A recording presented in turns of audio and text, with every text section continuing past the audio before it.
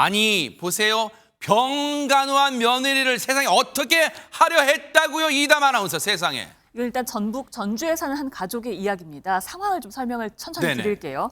일단 이 집에 큰 며느리가 시댁에 머물고 있었대요. 근데 그 머물었던 이유는 아픈 시어머니를 직접 병간호를 하기 위해서 세상에. 시댁에 머물고 있었다고 합니다. 가족들은 굉장히 고마운 사람이었겠죠. 그렇죠. 그러던 어느 날 90대인 시아버지가 이 며느리에게 불만을 표시를 했다고 합니다. 그런데 사실 며칠 전부터 이 며느리와 시아버지가 별로 뭐 대단히 중요하지 않은 문제로 좀 다퉈왔다고 합니다. 아니 지금 시어머니를 병간호하려 시댁에 머물고 있는 며느리한테 90대 시아버지는 안지훈 기자님 어떤 부분이 불만이 있었던 걸까요, 세상에. 병간호 때문에 시댁에 와 있으니까 혹시 시어머니, 즉 아내의 병간호를 두고선 불만이 있었던 게 아닌가 생각할 수 있는데 네. 전혀 그렇지 않습니다. 온 가족이 도란도란 앉아서 식사를 하는 자리에서 말다툼이 시작됐는데 어머나? 그 이야기인즉 네. 이 시아버지가 대뜸 큰 며느리에게 밥 투정을 했다는 겁니다. 왜 너희만 좋은 쌀로 밥을 해먹고 나는 나쁜 쌀로 밥을 지었느냐라고 불만을 표출한 겁니다. 근데 밥을 한 솥에서 짓기 때문에 안 좋은 쌀을 따로 분리해서 짓는 것 자체가 굉장히 쉽지 않다는 생각이 듭니다. 근데 여기서 그치지 않았습니다. 다른 이유도 아니고 시어머니의 병간호를 위해서 며느리가 사실상 희생을 하면서 와 있는 건데 네.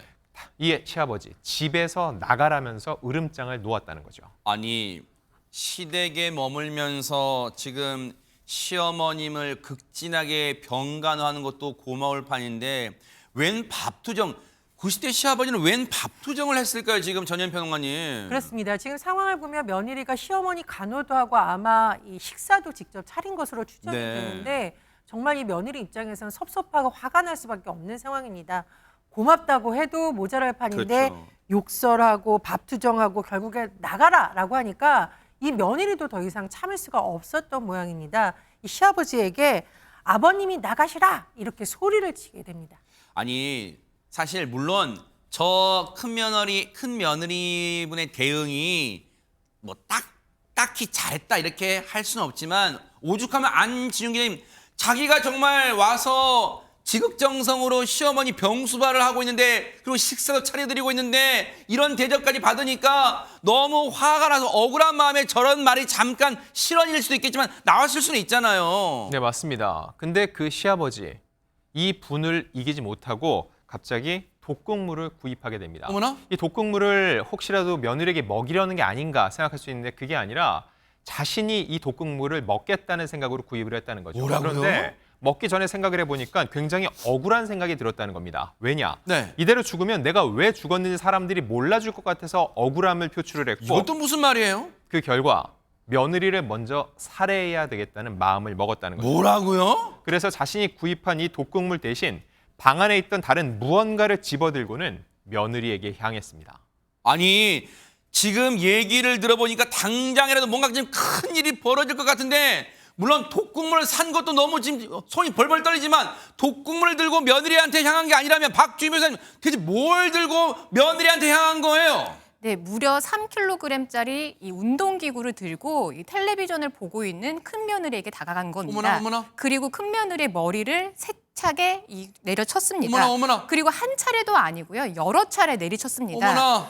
이 며느리는 이제 머리에 강한 충격을 받고 이 의식을 잠깐 잃었는데요. 다행히도 잠시 후에 깨어났다라고 합니다. 어머나. 그럼에도 불구하고 이 시아버지는 죽어라 외치면서 이 며느리의 목을 조르는데 질식시키려 했습니다. 어머나 세상에. 아니 너무너무 지금 손이 벌벌 떨려 지금 듣는 저희가 지금 떨리는 지경인데 이담 아나운서 설마 그 다음에 어떻게 됐어요 그러면? 이걸 다행이라고 이야기하는 게 맞는지 모르겠습니다만 다행히 목숨은 건졌습니다. 세상에. 그런데 머리뼈에 금이 갈 정도로 다쳤기 때문에 어머나. 바로 응급실로 옮겨졌다고 합니다. 어머나 어떡해요. 네. 다행히 생명에는 지장이 없기는 한데요. 사실 집안에서 시아버지한테 누가 그렇게 폭행을 당할 거라고 생각을 했겠습니까? 그러니까요. 그래서 계속해서 정신적인 고통을 또 두려움을 호소하고 있는 것으로 알려졌습니다. 왜 안 그러겠어요? 그런데 이게 지금 두려움에 그칠 게 아니잖아요. 진짜 저 시아버지라는 사람이 이제 사람입니까? 인두감을 썼잖아요. 진짜 박성배 변호사님 저 처벌 받아야 되는 거 아니에요? 처벌 못 하는 거예요? 그럼 결국 시아버지가 살인 미수 혐의로 기소가 되는데 재판 진행 과정에서 폭행 사실은 인정하면서도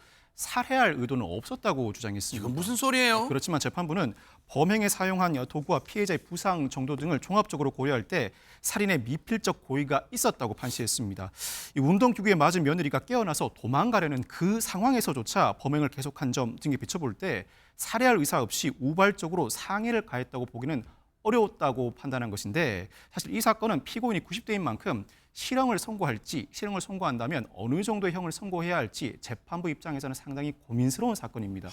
그럼에도 불구하고 재판부가 상당히 중한 형을 선고했는데 이 며느리가 시아버지를 용서하지 않은 데다가 이 살인 범행은 비록 미수에 그쳤다고 하더라도 엄중하게 처벌해야 한다고 판시했습니다. 그렇지만 그 이면에는 이 혐의를 부인하는 태도가 반성하지 않는 모습으로 비춰졌던 것 같습니다. 네. 결국 재판부는 시아버지에게 징역 4년의 실형을 선고했습니다.